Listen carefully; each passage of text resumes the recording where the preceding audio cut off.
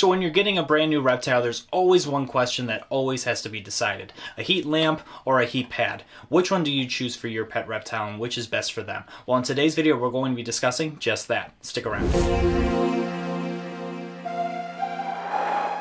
My name is Nick Pulaski. Growing up, I have always had a passion for wildlife, and with that passion, along with my passion of filmmaking, I get taken on some amazing adventures creating wildlife content, getting up close with a variety of incredible animals. So come follow along as I pursue my goals of educating, inspiring, exploring, and conserving wildlife, all while having fun, seeing the beauty in our natural world. Today's video is all going to be about how to heat a reptile enclosure properly, and which way is the best way to do so, whether it's the heat lamp route or the heat pad route. And there's other things in between that we're also going to discuss as well. But those are the two mains that I feel are commonly seen on a pet store shelf that people are always going to be debating between when they're deciding and they're researching about their new pet reptile. And that is the first thing that we are going to be discussing today, and it's something that I always practice and preach and tell you guys is always do your research. That is going to determine always what is the best route for you personally to go. That way you're setting up a habitat and housing a reptile properly so all their needs are being met. That's the key. Always recommend that for people that are just about to get a new cold-blooded friend is always doing your research. So be sure to do that thoroughly before getting a new pet reptile. And that's all very important because researching where the reptile is native to is very important to determine what climate they're in. That way you can learn about how they live in the wild and how to set up a habitat properly for them and heat a habitat properly for them. That way their habitat is to the perfect temperature that it needs to be. So back to deciding between the two different options. The first thing you need to decide first is probably, are they more of a desert dwelling species or more of a tropical species? That's going to be the first thing I would say to go over and research more thoroughly. Alright, so let's talk between the two. So we're first going to be talking about heat lamps right here. So here's a heat lamp right here, a nice example of this. This sits right on top of the enclosure. So heat lamps are perfect for a lot of reptiles that love to bask. It's also great for reptiles that need a day and night cycle as well too. These are great. You could set them up on timers. You just want to make sure that you are getting the proper dome fixture that goes with the proper wattage bulb. So you want to make sure that those things go together in sync to make sure that this thing works properly at the end of the day. And these come in a variety of fixtures. They come in single domes. You can get double dome fixtures as well too. Some even come with dimmers and switches as well too, which is great as well. So those are all things that are great, and there's a lot of variety out there when it comes to dome fixtures for heating lamps. You can even get wired domes as well, where the heat can actually rise out of here as well too and not be a direct thing as well. That sometimes helps some other people as well. So there's a whole bunch of options out there for domes. And like I said, going back to the basking spots, these are great for reptiles that require a higher ambient temperature and also a high basking spot as well. Now going on to the bulb side of things, there are two main types of bulbs that people use.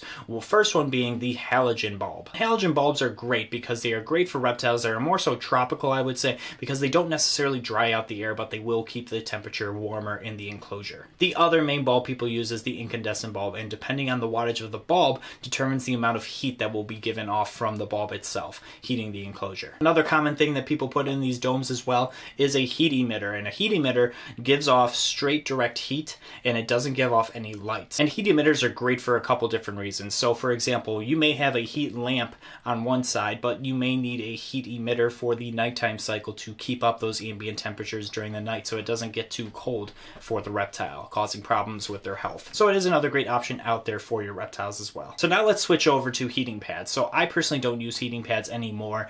I just don't have the personal need for these as much as I would need a heat lamp, and FlexWatt heat tape is what I switched over to as well. And we'll talk a little bit more about heating tape a little bit later in this video, so stick around to hear a little bit more about that. And heat pads are another great source of heat for your reptile. They have some instructions in the wattage on one side of the pad and then an adhesive side on the other part. And basically what you want to do is you want to put that adhesive part right underneath your tank on the warm side of the tank that you want it to be at, and it will just stick right on there. And you want to make sure that you're giving your enclosure a little bit of a gap underneath. So you want to make sure that your enclosure is a little bit on some stilts so that your enclosure is not sitting directly on the heating element. And you might be asking yourself, why do I need to put my enclosure on stilts? Why can't I just put the heating pad right directly underneath the enclosure? The reason being is there could be some problems that could occur if you do those types of things. First being overheating the reptile enclosure itself. You want to make sure that there's some airflow underneath so it prevents anything anything from happening, any faultiness and breakage from the heating element itself, from all that weight being on top of it, as well as you want to make sure that it's not overheating and cracking your enclosure, as well as overheating and burning your reptile as well. All of these things could happen also too. It could also start a fire underneath as well too, which could be bad if it becomes faulty as well as putting a thermostat on it as well and monitoring that spot. That way it doesn't get too hot and you're making sure that everything stays okay. But they truly are a great source of heat for a reptile that doesn't necessarily need a day or night cycle. It's great to put under a warm hide so the animal can just kind of sit underneath its hide and relax under there. It's perfect for snake species especially, because of that underbelly heat. The heat will rise and it will heat your reptile in the enclosure. That way it's a perfect source for heat for sure for a lot of different species of reptiles. And people have asked in the past, can you use both a heat lamp and a heat pad on the same enclosure? The answer is yes, and the answer can also be no. It depends on the species, it depends on your setup and what you're doing with your setup as well too. I mean, you can totally use them. You can have a heat lamp on during the day and a heat pad on during the night and kind of have them switch off and alternate, but there could always be reasons why you may want to use both at the same time. So it's a yes or no depending on your setup and depending on the species if you want to use both, or if you can't use both, it's a yes or no. So we talked a little bit about heat lamps. We also talked a little bit about heat pads. If you guys have your own personal opinions about either of these guys, let me know those down below. It would help me, it would help other people out as well too. At the end of the day, we are all here to help each other out with suggestions and your opinions about what you feel about these products. So let us know down below what your personal opinions are on both of these different products. We want to hear them. So the first thing I would check over before you decide which route you're going to go, whether heat lamp or heat pad, is what habitat they normally come from. Are they more of a desert dwelling reptile species, or are they more of a tropical reptile species? Now there's a very important key term that you need to remember when you're heating your reptile's enclosure, and that is thermoregulating. Thermoregulating is basically meaning that you want to make sure that the reptile has the choice and the option to either get into the heating area or to get out onto a cooler side of the enclosure as well. You don't want the enclosure to always be at a really high temperature or a really cold temperature for these animals. You want them to have an ability to thermoregulate. So say if this was an enclosure right here, an invisible enclosure, we're going to say like a third of it should be, if you're doing like a heat lamp or a heat pad, a third of that enclosure, you want to make sure that is where the heating element is, on that third of the enclosure. That is where they can go in, they can bask, they can absorb the heat, but you also want to give them an ability to also have a middle area as well too. This is kind of like that warmish area, but not too hot for these guys, where it's still semi in the heating element, but it's semi not as well too.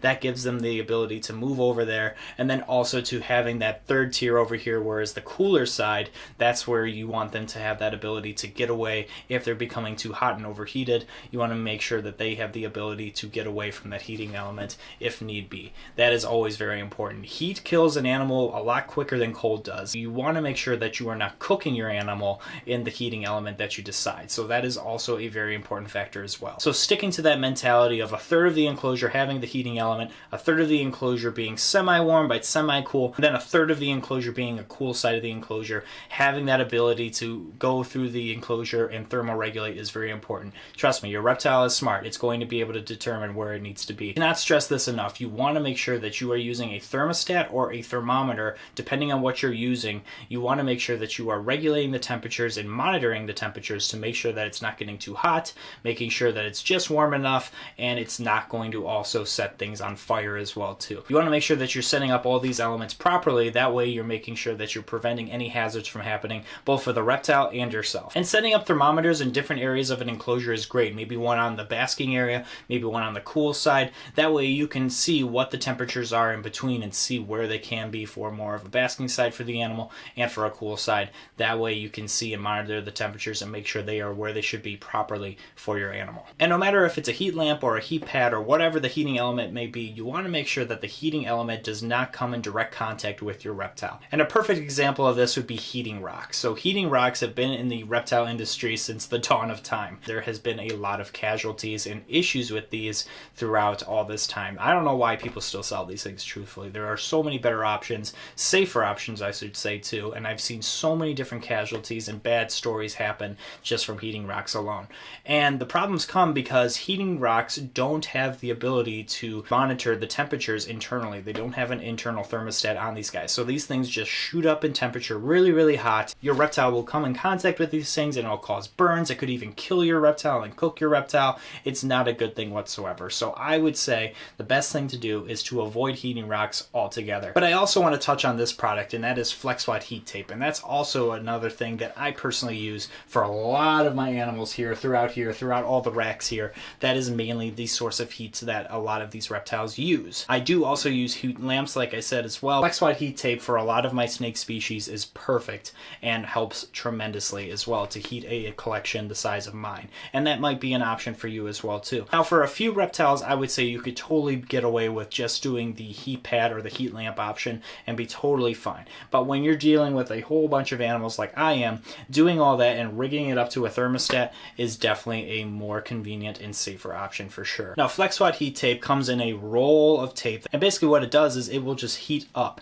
when it's connected to a heating element. Now you also need to regulate that with a thermostat for sure, otherwise this will just get hotter and hotter and hotter, and if it's not monitored, that can be a problem. So you want to make sure that you're rigging that up to a thermostat as well to make sure that the temperatures are where they need to be. Now, unless if you're going to maybe like a reptile specific shop, you probably are not going to find FlexWatt heat tape, but you will definitely find it at your local reptile shows. People do sell this stuff. It is easy for them to cut this up, and sometimes too they'll help you set it up and they'll give you the suggestions and what they suggest in terms of thermostats to rig this up as well too. It's definitely something that I would also suggest as a recommendation for heating your reptiles if it is applicable to you. But yeah, this is just a few different quick facts about heating your reptiles enclosure. And regardless, whatever route you decide to go, please make sure, I cannot stress this enough, to make sure you are using a proper thermostat or a proper thermometer in your enclosure. You want to make sure you're using one of those or both, depending on what it is, to make sure that you're heating the reptile enclosure properly